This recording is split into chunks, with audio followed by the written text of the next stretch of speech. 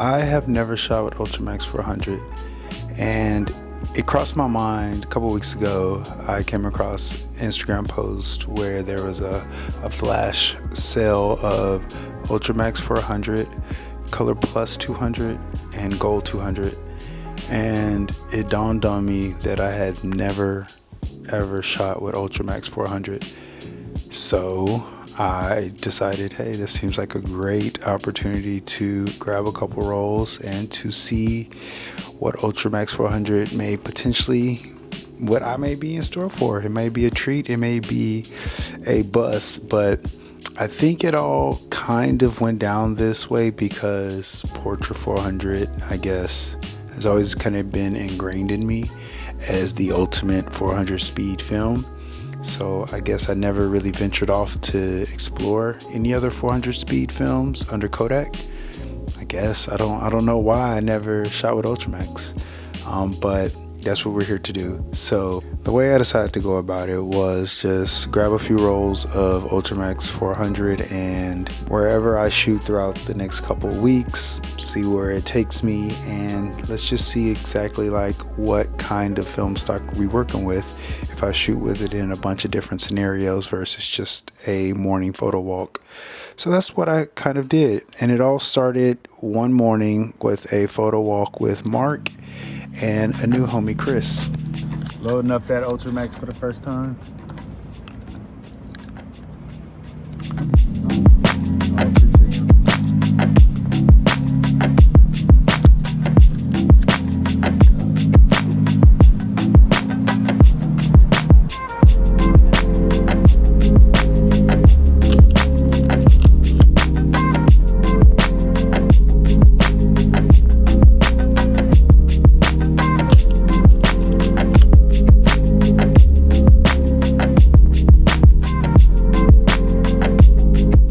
I must say, and I say it all the time, but photo walks tend to bring out way more than great photos.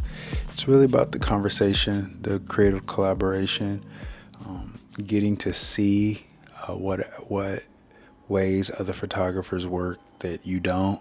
Especially if it's photographers that you admire, you kind of get to see how they think and work and move, how they see things and how they pace themselves.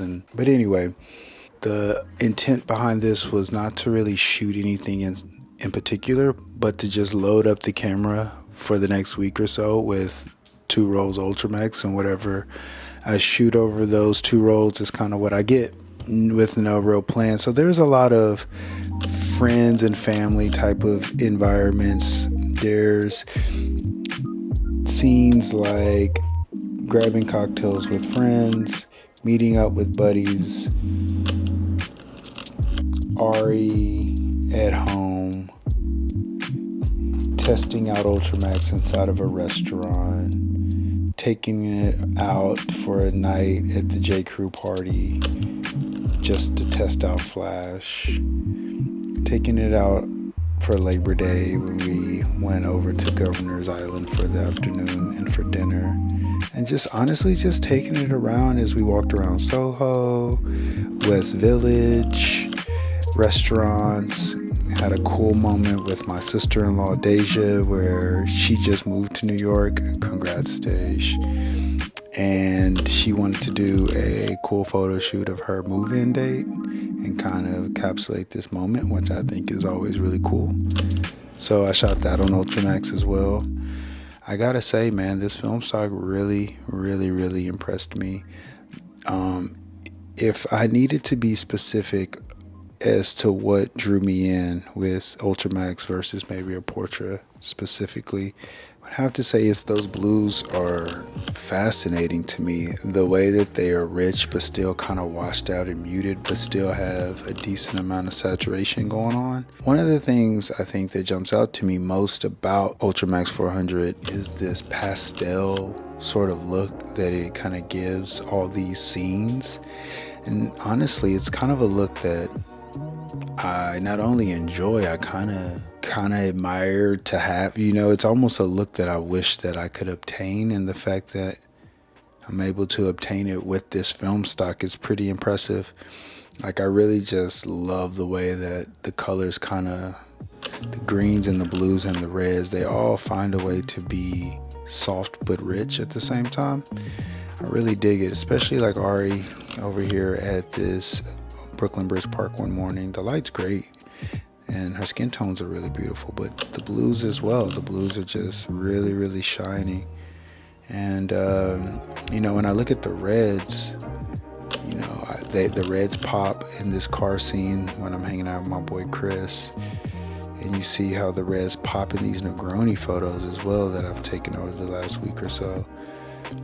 I mean, there's a lot to like about Ultramax 400. And, quite frankly, I'm not sure why you're not shooting with Ultramax 400. I know I will be. Price point is there, especially if you're looking for a bargain. I personally felt like I never shot with Ultramax because I was looking for professional grade film. But Ultramax is looking proper, man.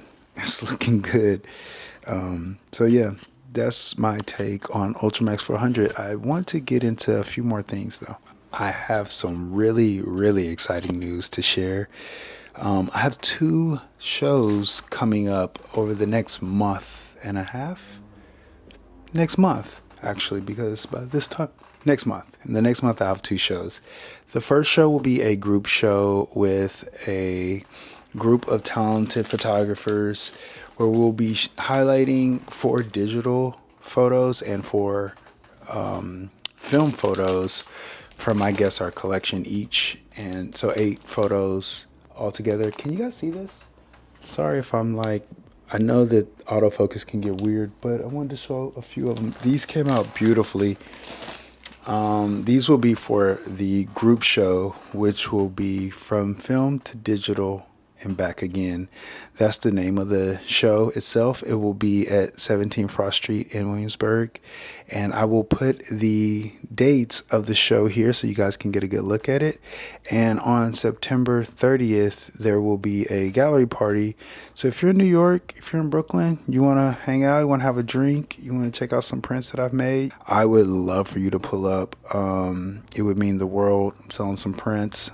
I think they're cool.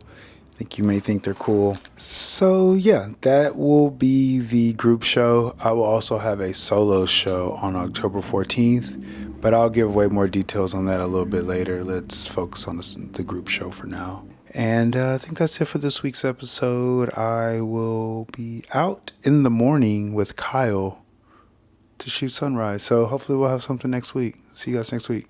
Peace.